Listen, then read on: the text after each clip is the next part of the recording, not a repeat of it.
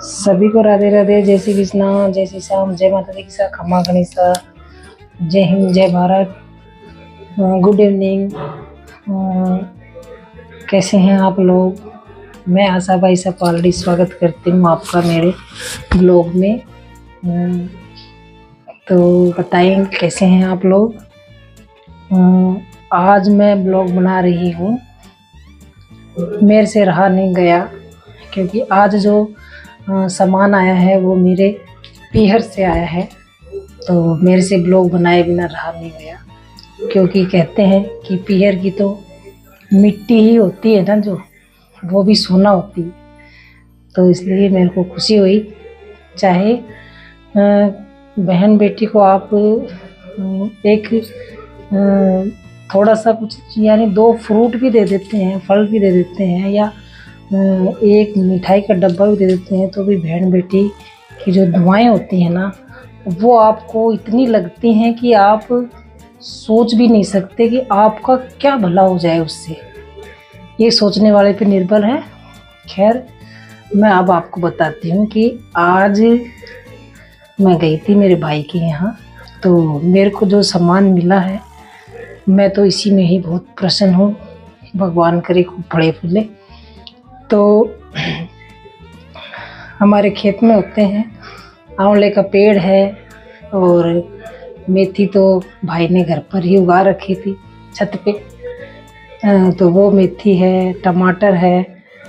तो ये देखिए, आपको दिखाती हूँ मैं कैमरा करके।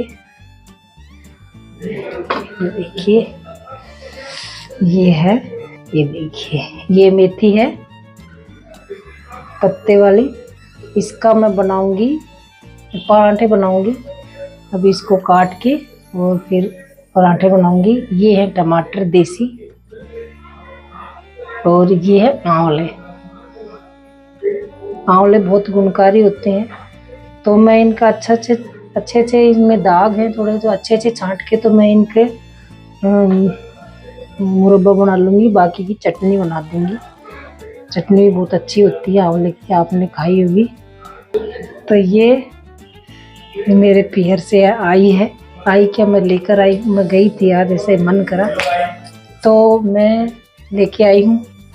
तो अभी मैं बनाऊँगी इसके पराठे और धनिया की चटनी। तो मेरे को बहुत खुशी हुई।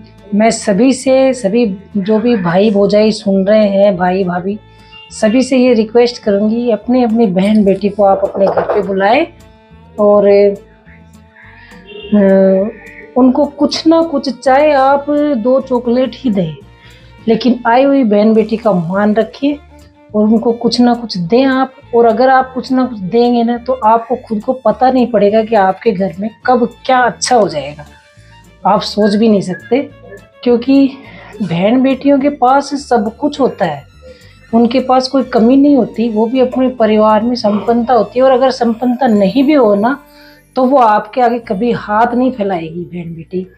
लेकिन आप जो मन करके उसको देंगे ना, वो उसको सर्वोपरि समझेगी, मिट्टी को भी सोना समझ के लेके जाएगी वो, कि ये मेरे पीहर की मिट्टी है। इसलिए बहन बेटी का मान करें, सम्मान करें और अपने घर में बुलाते रहें। तो इससे आप ना तो करोड़पति होंगे और नहीं बुलाएंगे तो कोई करोड़पति भी नहीं हो जाएंगे आप। लेकिन जो दुआएं होती है ना, उससे ज़रूर आपका कुछ ना कुछ हो सकता है।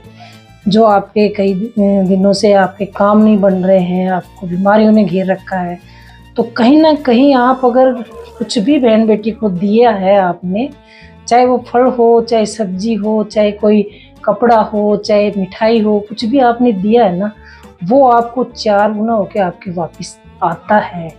ये मेरा खुद का आजमाया हुआ है, इसलिए दान पुण्य करते रहें। सबसे बड़ा दान है अपनी माँ बहनों का सम्मान करना।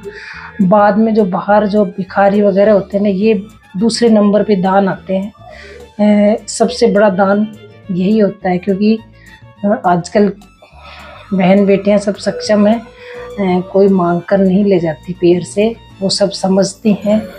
मैं खुद एक मेरे भी है, ननद भी है, सास भी है, तो मैं जिस हिसाब से उनका सम्मान करती हूँ, तो मैं चाहती हूँ कि कोई हमारा भी सम्मान करे, और सभी बहन बेटी ये चाहती हैं कि उनका सम्मान हो, क्योंकि भावना के भूखे होते हैं हम लोग। हमारे को कुछ नहीं चाहिए, बस आदर प्रेम से अगर भाई भाभी बुला लेते हैं, बोल लेते हैं, तो वही हमारे लिए सर्वोपरि है। क्योंकि माँ बाप के जाने के बाद हमारा जो कुछ है वो भाई भाभी होते हैं। अगर माने तो अच्छी बात है, नहीं माने तो हम तो हमारा जैसे टाइम निकल रहा है निकाल के जाएंगे। बल्कि अगर वो मानते हैं तो वो खुद का मान सम्मान पा रहे हैं। आज वो खुद की ननद सास की जो बहन बेटी की इज्जत करेंगे तो उनको भी वही, क्योंकि वो भी एक किसी की ननद है और उसकी माँ भी किसी की सास है। तो जो ये पृथ्वी गोल है, मैं हमेशा कहती हूँ पृथ्वी गोल है और ये घूमकर वहीं आएगी। अगर आज आप किसी की माँ बहन का सम्मान करते हैं तो घूम के वो आप पर ही आएगा।